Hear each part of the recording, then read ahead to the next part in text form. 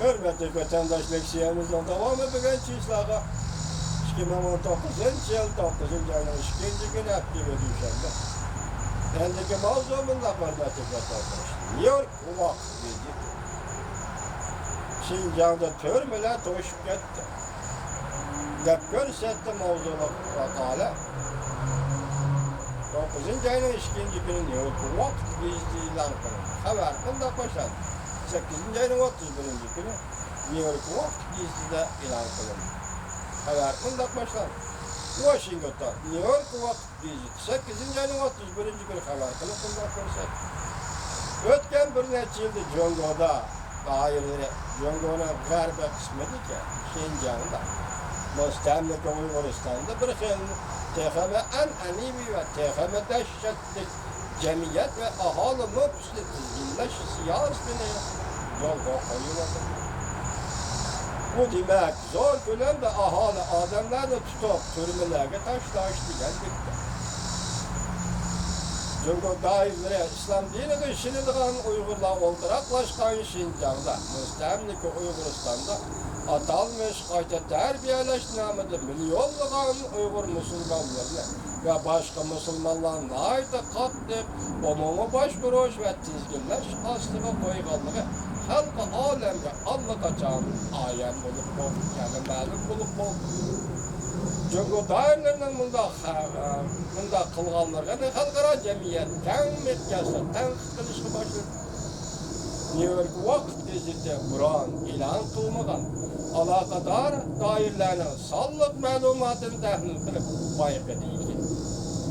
O'tgan 2 yilda Congo doirlari Şinjan'da qanot yaydirgan atalmış qattiq zarbi berish harakatida qo'lga olingan, tergov qilingan, hukm qilingan, nazarband qilingan odamlarning soni rekord yoritish bilan o'zliksiz ko'paymoqda. Şinjan Oliy taftish idorasi, Şinjan yuqori taftish idorasi, Şinjan yuqori sud mahkamasi, Şinjan Uyg'ur Abnum rayonlik statistika idorasi, Şinjan yilnomasi, Congo qonunlari yilnomasi qatorliq aloqador organlarning oshkorlashicha 2017 yili Congo'ning boshqa joylarida 14% jinoyatchi qo'lga olinib, 5 yildan yuqori hukm e'lon qilingan bo'lsa, Şinjan'da, ya'ni mustamlika Uyg'uristonda 87% odam qo'lga olindi. Şinjan'ning nufusi Xitoy mamlakat nufusining 2%ni tashkil qiladi. Şinjan'da qo'lga olingan odamlar mamlakat bo'yicha qo'lga olingan odamlarning 21%ni tashkil qiladi.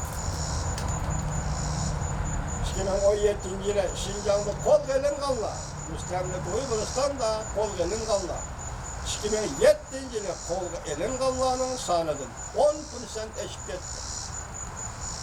New York Vaqt gazeti xabarda bunday ko'rsatdi. Congo doirlari Şinjan'da oz sonliq millatlarga qaratilgan qattiq zarbiy berish paytida turmalarni mushundaq ishlatish, jinoyatchilarning cheklik huquqlarini qo'llashni gumon paydo qildi.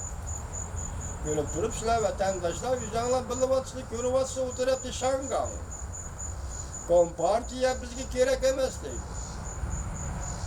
Kompartiya biz umumiy saylam o'tkazib nomzodlar o'zimizdan vakilini nomzodni o'tirib chiqaramiz, sen ko'tar, sening qaroring va qonuning har qanday narsani ko'tar dedi biz tuzilganlik siyosati so'zi. Inqilob Shangangda bo'lyapti. Qo'lga olish Şinjan'da, mustamlika Uyg'uristonda bo'lyapti. Bugün Ertiyende anlanan haberimiz hazır Kaşgar'da 70 bin nefar kişinin qo'lga olish buyrug'i chiqmiş. Ularning jinoiy tubami yo'q, uni surishtirilmaydi. Yani Uyg'urlar tirikchilik bilan yashayapti.